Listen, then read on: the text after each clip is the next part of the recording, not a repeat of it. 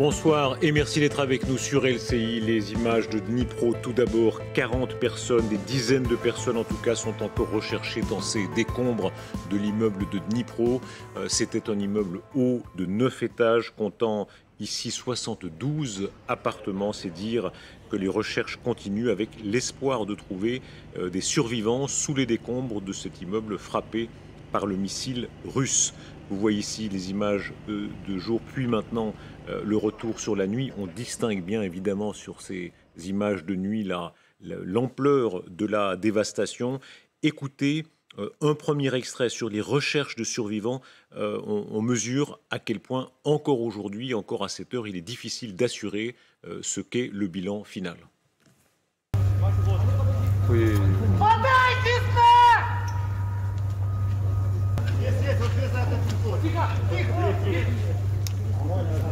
Женщина, мы вас слышим! Еще раз, пожалуйста!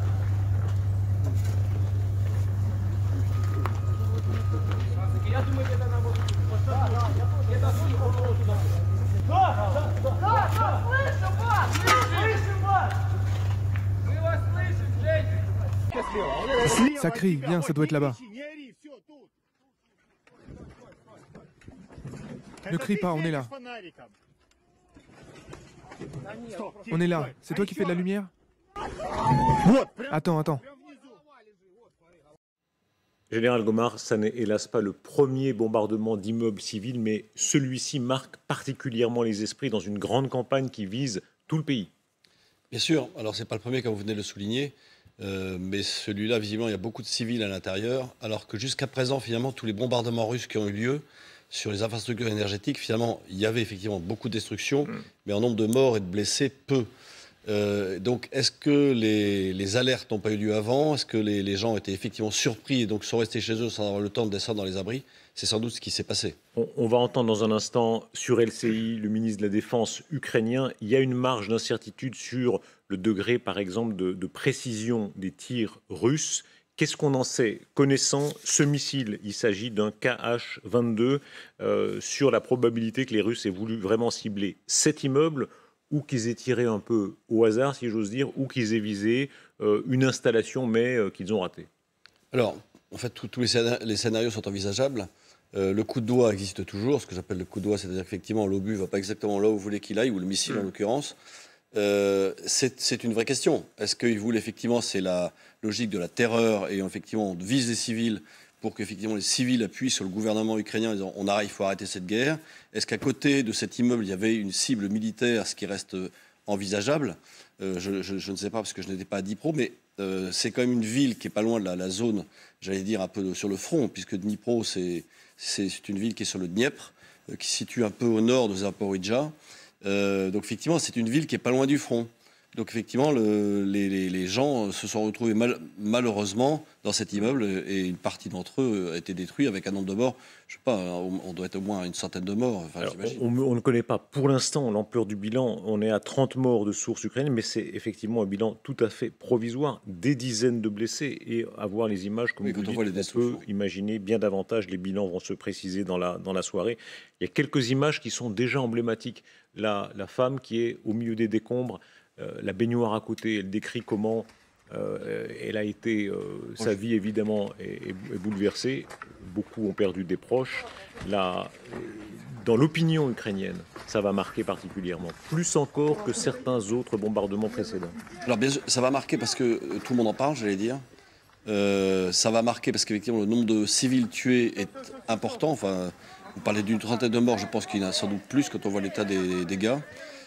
Ça marque parce que on voit bien qu'il y a une espèce de stabilisation du front et que la mobilisation ukrainienne qui est à 100%, voire plus, va se poursuivre. Et donc en fait, on voit bien qu'on est arrivé, ce que disait Isabelle Lasserre dans son article du Figaro, à un point de non-retour. Personne n'a envie de revenir en arrière, tout le monde veut poursuivre en avant, tout le monde veut poursuivre cette guerre. Effectivement, les images que l'on voit sont assez atroces et on voit cette femme qui était dans sa salle de bain et qui se retrouve presque accrochée à sa baignoire, c'est dingue. Dans l'histoire des guerres, beaucoup de puissances ont recouru au fait de terroriser des civils. Les alliés aussi, les démocraties occidentales. Il faut se rappeler notamment quand on a frappé Dresde, évidemment, là c'était les Anglais. Est-ce que ça a fait céder les populations? Ou est-ce que historiquement, tout régime confondu, toute nation confondue, ça ne marche pas. Il me semble que ça n'a jamais fonctionné réellement.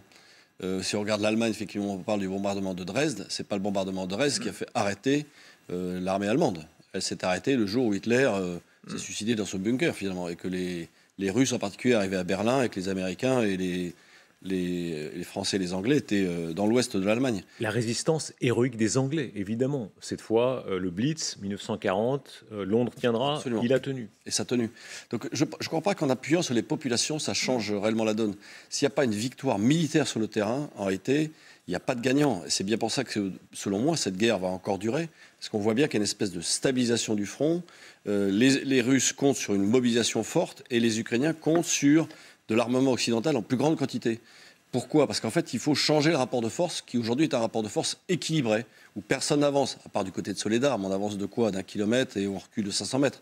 Donc en fait, ça n'a pas de valeur tactique. C'est simplement beaucoup plus de morts et une volonté de communication en disant ça y est, on réavance. Les autres qui disent mais non, ils ne sont pas encore là, ils n'ont pas encore pris Soledar, ils ne sont pas à Bakhmout. Enfin, vous voyez, c'est une espèce de propagande de part et d'autre et, j'allais dire, de mensonges habillés par rapport à la situation tactique sur le terrain. Il y a quelques images emblématiques de cette résistance morale. L'enfant de Dnipro qui, avec ses mains, participe au déblaiement des débris. Voilà, c'est une des images qui ont le plus marqué partout, mais en particulier évidemment dans les réseaux sociaux ukrainiens. Voilà, ça fait partie de ces images qui serrent le cœur et qui renforcent évidemment l'unité. Ah, on ne peut que saluer ce peuple ukrainien. C'est l'une des victoires de Poutine, savoir créer cette nation ukrainienne, dont on sentait bien qu'elle existait, mais là, il y a une véritable nation ukrainienne qui existe, et on voit bien la mobilisation de cette population et la résilience de cette population.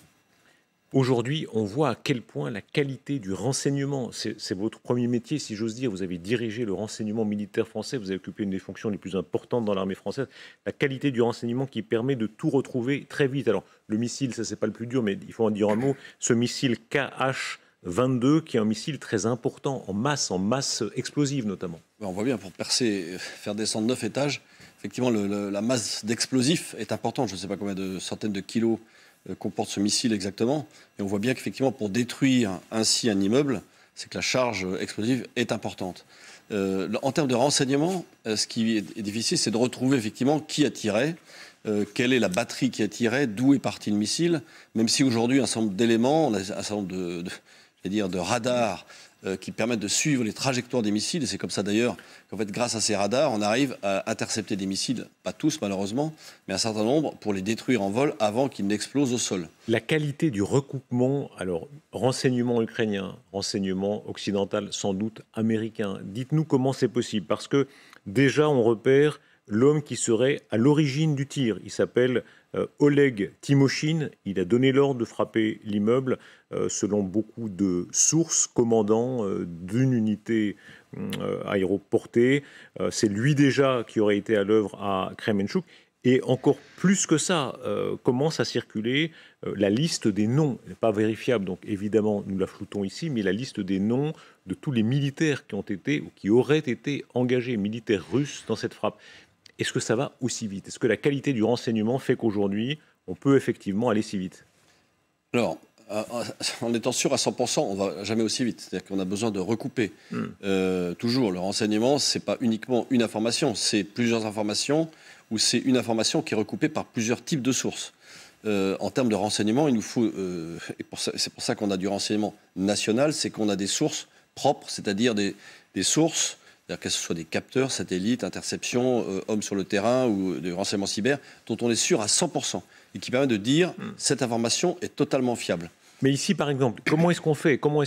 Quels sont les moyens techniques ou humains qui font qu'on a une espèce de liste des gens, des Russes, qui auraient actionné vraiment de tout le processus de frappe ? Alors, je pense que les Ukrainiens ont monté un système assez performant de remontée de renseignements du terrain, c'est-à-dire en fait des Ukrainiens qui sont au sol et qui vivent la guerre et qui font monter un centre d'information vers un centre, qui centralise toutes les informations remontant du terrain. Ça, c'est le renseignement humain. Renseignement humain, mais même, j'allais dire, ce qu'on appelle dans notre jargon le renseignement population. Ouais. Et ce renseignement population est recroisé avec les capteurs qui sont en l'air, des capteurs qui peuvent être américains, qui peuvent être européens, qui peuvent être évidemment ukrainiens, de façon à essayer de remonter. Et je pense que la base de données avec les noms, il devait l'avoir déjà par ailleurs, en disant tel type d'unité, il y a tel personnage qui sont dedans, et ça permet ainsi de recouper. Vous savez qu'aujourd'hui, grâce à tout ce qui est ce qu'on appelle l'open source, c'est-à-dire en fait les gens qui sont sur les réseaux sociaux, ils arrivent à retrouver, c'est assez phénoménal comme système, ils ont une espèce de réseau de gens qui suivent la guerre et qui sont capables de retrouver, c'est ainsi qu'ils sont capables de montrer que le missile qui a détruit l'avion de la Malaysian Airlines en 2014 était un missile russe. Il connaissait le nom du châssis qu'il a tiré, il connaissait le nom du chef de char, du chef d'engin.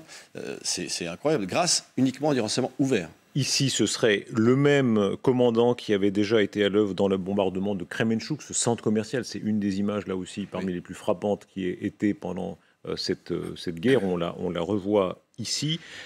Et malgré toute cette avancée technique, on ne peut pas empêcher tous les missiles. Écoutez cet extrait du ministre de la Défense ukrainien, Oleksiy Reznikov, donc, qui sera notre invité dans quelques instants. Et lui explique pourquoi il n'arrive pas à prévenir tous les missiles. Ils ont lancé 33 missiles. Nous avons intercepté que 21. En effet, il faut comprendre que le système de la défense antiaérienne ne protège pas à 100%. Les raquettes et les missiles qui ont touché la ville de Dnipro hier, malheureusement, nos systèmes ne sont pas capables de les arrêter, de les intercepter.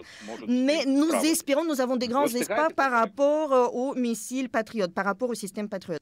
Mon général, le système patriote, mais aussi le Crotale. Un peu plus tard dans l'interview, il salue l'effort des Français avec le Crotale. Le patriote, qu'est-ce que ça va changer? Le patriote, d'abord, il donne, j'ai compris, une seule batterie. Donc en fait, vous êtes capable de protéger une ville. Vous ne protégerez jamais toute l'Ukraine à la manière des Israéliens qui, avec leur dôme de fer, protègent tout le territoire d'Israël. Priorité à Kiev. En réalité, ils disent souvent c'est la capitale qui est priorisée. Ah, bien sûr, et en particulier toute la partie gouvernementale, c'est-à-dire à partir du moment où l'endroit où on décide. De façon effectivement à éviter un tir de missile, chose que les Russes seraient capables de faire. En fait, en termes de couverture anti-missile, c'est assez difficile. Vous avez à la fois du missile, anti-aéronef, vous avez du missile anti-missile. Le Patriot, c'est un super outil. Ils ont du S-300 aussi, je crois, donc aussi du missile anti-missile. Les Français ont donné du Cobra. Ils sont peut-être prêts à donner autre chose. Mais on n'arrivera jamais à protéger entièrement tout le territoire ukrainien. D'autant que les Russes, que font-ils? Ils envoient plus de missiles que les capacités ukrainiennes d'interception sont capables d'intercepter, justement, de façon effectivement à ce qu'un certain nombre de missiles atteignent leur cible. Et c'est ce que explique effectivement le ministre de la Défense, Reznikov, en disant qu'effectivement sur les 33, ils en ont intercepté 22. Reste 11 qui tapent leur cible.